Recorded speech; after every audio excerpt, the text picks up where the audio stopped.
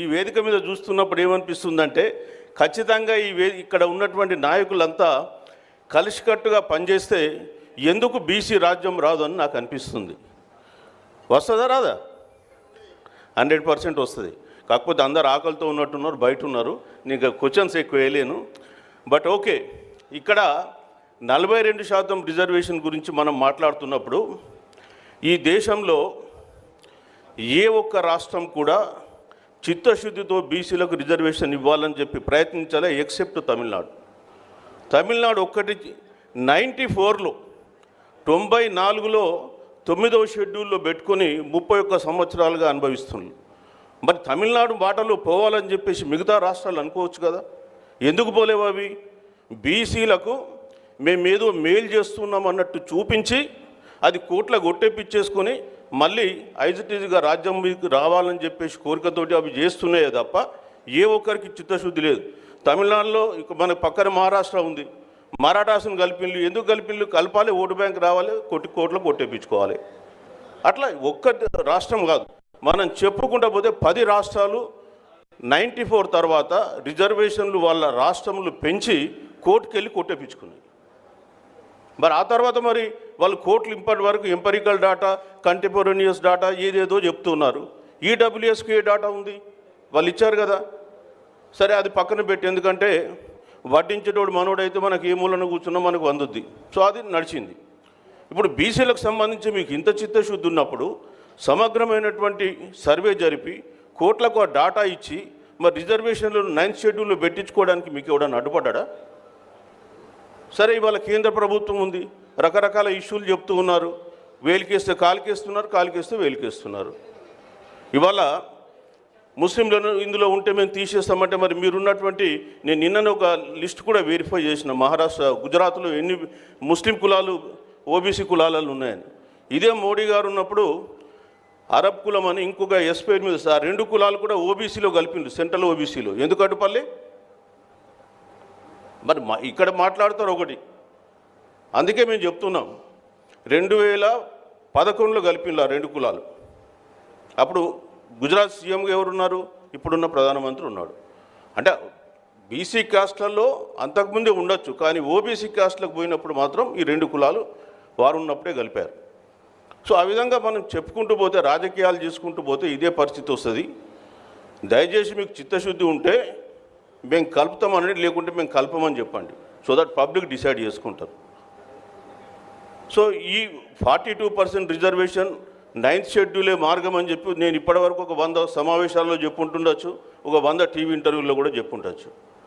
So రాష్ట్రంలో కొంతమంది GO ద్వారా కూడా పోవచ్చు అని అంటున్నారు. సరే, చూద్దాం రాబోయే కాలంలో ఏం జరగబోతుంది, కోర్టులు ఏం చెప్పబోతున్నాయి మనం చూద్దాం. మీకు ఒకటి ఉదాహరణ చెప్తున్నా, మన మహారాష్ట్రలో పక్కనే నాగ్పూర్ ఉంది. మనకు నాగ్పూరు, అకోలా, ఆ పక్కనున్న 3 జిల్లాలలో 2018లో పంచాయతీ ఎన్నికలకు నోటిఫికేషన్ ఇచ్చారు. ఇచ్చిన తర్వాత ఎలక్షన్ నోటిఫికేషన్ ఇచ్చారు. మన దగ్గర అనుకుంటలేదంటే నోటిఫికేషన్ ఇస్తే కోర్టులు ఇంటర్ఫియర్ కావని. 2018లో ఇచ్చిన తర్వాత కోర్టుకు వెళ్ళారు, 50% రిజర్వేషన్ దాటినాయని. దాటిన తర్వాత హైకోర్టులో ఏమి ఇచ్చారు ఆర్డరు? సరే, subject to final outcome of this writ petition elections can be conducted అన్నారు. ఎలక్షన్స్ కండక్ట్ అయినాయి. జిల్లా పరిషత్ చైర్మన్లు, బ్లాక్ ప్రెసిడెంట్లు, రకరకాలుగా ఓబీసీలు వచ్చి కూర్చున్నారు. 2022లో వికాస్ కిషన్ రావు గావాలి కేసులో మొత్తం ఓబీసీలు 5 జిల్లాలలో కొట్టేసింది కోర్టు. 2 సంవత్సరాలు అధికారంలో ఉన్నాక కూడా. ఇది వాస్తవం. సో అవన్నీ షార్ట్ కట్ మెథడ్స్ వద్దు. దయచేసి మీకు ఇవ్వాలని చిత్తశుద్ధి ఉంటే 100% ఇక్కడ నుంచి ఒక డెలిగేషన్ తీసుకెళ్ళి ఢిల్లీలో కూర్చోండి. ఎట్లయితే తమిళనాడులో జయలలిత, ఆమె బ్రాహ్మణ అయినప్పటికీ కూడా, ఎందుకంటే తమిళనాడులో పెరియారు సిద్ధాంతం ఉంది కాబట్టి, ఓబీసీ సిద్ధాంతం ఉంది కాబట్టి భయపడి అక్కడ ఢిల్లీకి వెళ్ళి అక్కడే కూర్చుంది. ఆమె శపథం చేసిపోయింది మద్రాసు నుంచి పోయేటప్పుడు. నేను మళ్ళీ ఈ ఓబీసీ లిస్టును 9th షెడ్యూల్లో పెట్టకపోతే నేను మద్రాసుకు రానని. ఆ కాలంలో మద్రాసు, ఇప్పుడు చెన్నై. ఓకే, అట్లాంటి శపథం చేసేటువంటి వాళ్ళ కమిట్మెంట్ లేదు. ఏదో టైంపాస్ కొరకు జనాలను మభ్యపెట్టాలి, మేము ఇస్తున్నామని చెప్పాలి, అయ్యో కోర్టు కొట్టేసింది లేకపోతే మేము ఇస్తుంటామని చెప్పాలి. ఇది తప్ప దేని కొరకు ఎందుకండి? ఈ దేశంలో ఎక్కడ చూసినా ఇదే పరిస్థితి. సో ఈ మధ్యకాలంలో నేను కూడా ఈ సినిమా రంగం మీద కొద్దిగా స్టడీ చేసిన. అసలు సినిమా రంగంలో ఇంక్లూజివిటీ ఏముంది, ఎవరు డామినేషన్లో ఉన్నారని చెప్పేసి వాటా అయిందని చేసిన. బీసీలో వాటా అయింది, ఓబీసీలో అనేది.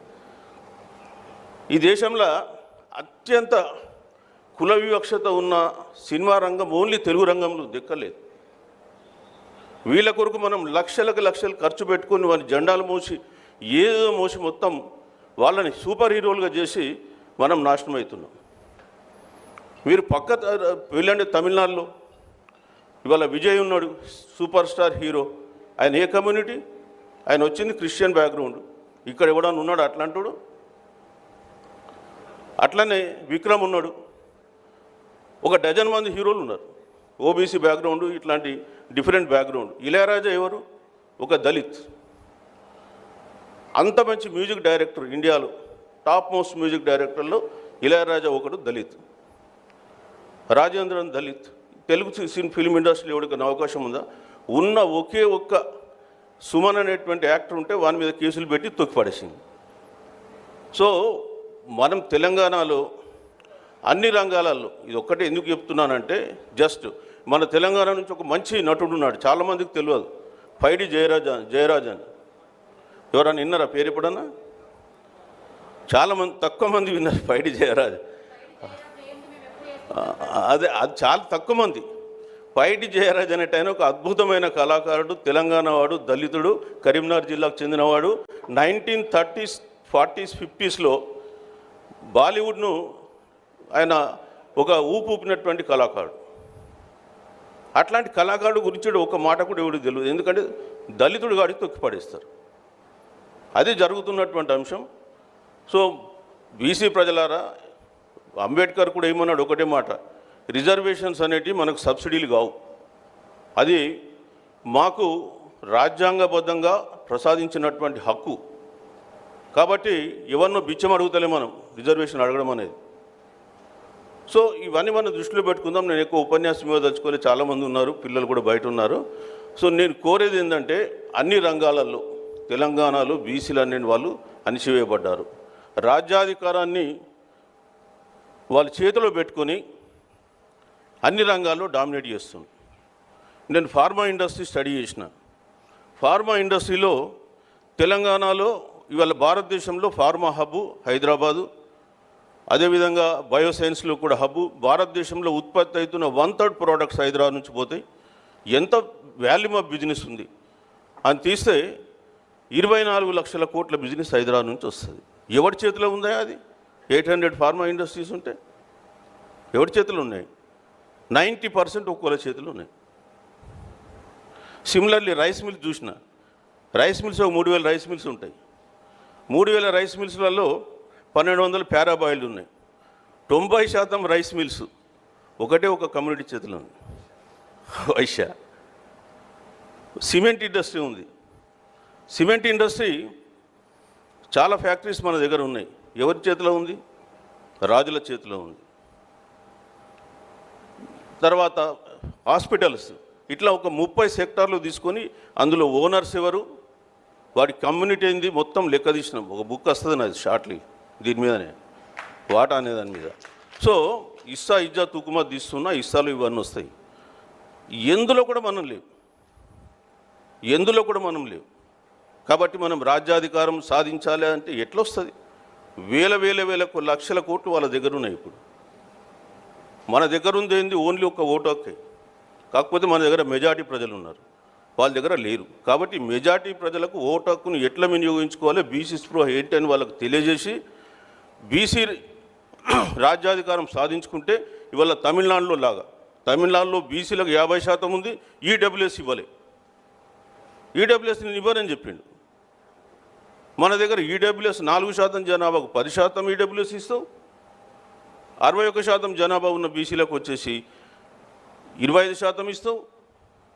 ముస్లిమ్స్ 4% అనేది అది కొద్దిగా గాల్లో ఉన్నటువంటి అంశం, సుప్రీంకోర్టు డైరెక్షన్ మీద నడుస్తుంది. అది ఇవాళ కేంద్రంలో ఉన్న ప్రభుత్వం 9th షెడ్యూల్ ఆమోదించమంటే మొన్నటిదాకా మేము కులగణన చేయం, ఈ దేశంలో అసాధ్యం, అది ఇది అని రకరకాల చెప్పిండ్రు. ఇవాళ వాళ్ళే మళ్ళీ ఆ దారికి వచ్చింది. సో ఇప్పుడు కూడా మేము చెప్పేది ఏంటంటే 100% మీరు ఇవ్వక తప్పదు. 9th షెడ్యూల్లో ఎట్లు ఇవ్వరో చూద్దాం. బీసీ సంఘాలని ఏకంగండి ఢిల్లీ కేంద్రంగా పోరాడదాం. రాష్ట్ర ప్రభుత్వం కేంద్రంగా హైదరాబాద్లో పోరాడదాం, ఢిల్లీ కేంద్రంగా కూడా పోరాడదాం.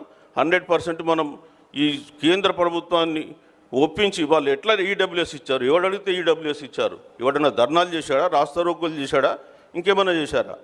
అట్లాంటప్పుడు మరి మాకెందుకు ఇవ్వరనే ఉద్దేశంతో మనం పోరాటం చేస్తే రేపు రాబోయే కాలంలో కేంద్ర ప్రభుత్వం కూడా దిగివచ్చే అవకాశాలు ఉంటాయి. ఆ దిశగా బీసీ సంఘాలు కూడా పనిచేయాలి. మనమే ఇందులో ఒకళ్ళు జీవో వస్తుంది, ఒకళ్ళు ఇది వస్తుంది అంటే మొత్తం మనం డైల్యూట్ చేస్తున్నాం ఇష్యూను. దాన్ని జాగ్రత్తగా మీరు ఆలోచించుకొని స్టెప్ వేయండి. ఈ దేశంలో ఒక్క తమిళనాడు తప్ప ఏ ఒక్క రాష్ట్రం కూడా 50% రిజర్వేషన్ బీసీలకు ఇవ్వలేదు, ఇస్తలేదు. అది ఓన్లీ 9th షెడ్యూల్ ద్వారా పోతేనే మార్గం. అది కూడా మనం గుర్తుపెట్టుకోవాలి. 9th షెడ్యూల్ కూడా సుప్రీంకోర్టు రివైజ్ చేయొచ్చు అని వాళ్ళు ఇన్స్ట్రక్షన్స్ ఉన్నాయి. కాకపోతే అది చేయడానికి వీల్లేదని చెప్పి మేము చెప్తూ ఉన్నాం. ఎందుకంటే ఇప్పటి వరకు 284 చట్టాలు 9th షెడ్యూల్లో వెళ్ళినాయి, ఒక్క షెడ్యూల్ కూడా సుప్రీంకోర్టు కొట్టేలే. రెండోది, మనకు ఈడబ్ల్యూఎస్ రిజర్వేషన్లు Janhit versus Union of India case 2022లో వాళ్ళు ఒక ఇష్యూ ఫ్రేమ్ చేసిండ్రు. రిజర్వేషన్స్ నిజంగా బేసిక్ ప్రిన్సిపల్స్ ఆఫ్ ద కాన్స్టిట్యూషనా కాదా అని. ఎందుకంటే 2007లో సుప్రీంకోర్టు ఇచ్చిన జడ్జిమెంట్ ఏంటంటే, మేము 9th షెడ్యూల్లో పెట్టినా మేము రివ్యూ చేయడానికి మాకు అధికారం ఉంది ఎప్పుడు అది బేసిక్ ప్రిన్సిపల్స్ ఆఫ్ ద కాన్స్టిట్యూషన్కు వ్యతిరేకంగా ఉంటాయి. సో ఈడబ్ల్యూఎస్ రిజర్వేషన్ జడ్జిమెంట్లు ఏమన్నారంటే మేము వ్యతిరేకం కాము అని చెప్పింది. కాబట్టి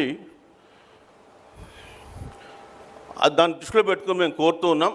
సో మరి నాకు ఈ అవకాశం కల్పించినటువంటి కిరణ్కు మీ అందరికీ కూడా నమస్సుమంజలు తెలియజేస్తూ, ముఖ్యంగా కళల ద్వారానే రేపు రాబోయే కాలంలో తెలంగాణలో బీసీ ఉద్యమాన్ని నిర్మించుకోవాలి. ఎట్లయితే 1946లో సాయుధ తెలంగాణ పోరాటానికి ఆ రోజు మా భూమి లాంటి నాటకాలు ఉపయోగపడ్డాయి. బండి వెనుక బండి కట్టి ఆ పాట, ఆ రోజు రాసినటువంటి పాట ఆ రోజు జనాన్ని ఉర్రుతలూగించింది. తర్వాత తెలంగాణ ఉద్యమంలో తల్లి తెలంగాణ మా ఆకలి కేకల గానమా అనేటువంటి గద్దర్ల రాసిన పాటలు ఉపయోగపడ్డాయి. ఇప్పుడు అట్లాంటి పాటలు మళ్ళీ రాయాలి. బీసీ ఉద్యమాన్ని ఖచ్చితంగా మనం మళ్ళీ ఒక తెలంగాణలో నిలబెట్టాలి. అది బీసీ రాజ్యాధికారం వచ్చేంత వరకు అది కొనసాగాలి. మరి ఆ విధంగా ఈరోజు ఏర్పాటు చేసిన ధూమ్ధామ్ కార్యక్రమం అందుకు నాంది కావాలని చెప్పి తెలియజేస్తూ నాకు అవకాశం ఇచ్చిన మీకు ధన్యవాదాలు తెలుపుతూ సెలవు తీసుకుంటున్నాను. Thank you so much sir. అందరు కూడా తిన్న వాళ్ళందరూ కూడా లోపలికి రావాల్సిందిగా కమిటీ మెంబర్స్ కూడా అందరికీ